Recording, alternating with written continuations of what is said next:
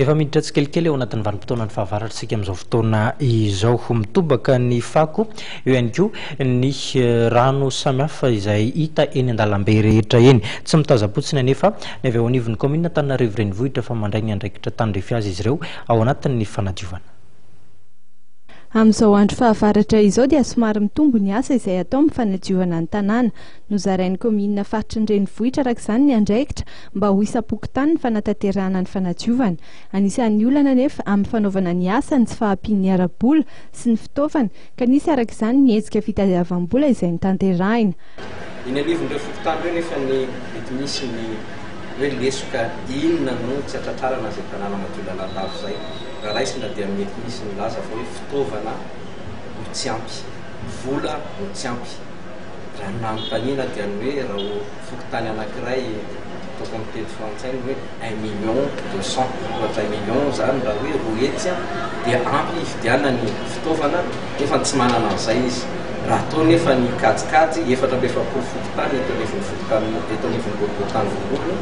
Raha fokotany anankiray mety mba hanana kosa izy ray alina isan-kerinandro dia nangoniny na daoly izay rehetrarehetra izay raha samy narotsaka ny ray alina ny 450 fokotany dia nanana tahiry zany anatin'ny herinandro hoe 4 alina sy 4 hetsy ny fikambana ny fokotany 450.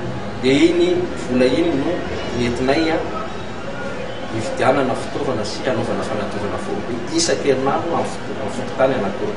Hatreto dia mbola fokotany misy 120 eto amin'ny faritry ny renivohitra no mbola misy ny rafitra fanadiovana sy fidiovana RF2 izay ahitana ireo olona mpanadio ny tanàna ary koa manentana ny amin'izany. Raha ho an'ny fokotany 17 hektara atsimo ohatra dia nanomboka ny talata lasa teo ny asa fanadiovana. Ny fokotany manokana zany 67 hektara atsimo dia hita hoe misy fetraikany any amin'ny tombo satria fanomezana modely no ataona eto amin'ny boriboritany fa kosa misy raisiny ny fokotany le fanadiovana satria hiezaka mitohy le zavatra dia izay zany no entinay manentana ny tonony ary toa manao an'izao izy. Efa nanomboka ny volana avrily lasa teo ihany koa natomboka ny fandoavana ny latsakemboka ho an'ny fanampiana ara-bola sy ara-pitaovana ho an'ireo fokotany mampiasa ny RF2.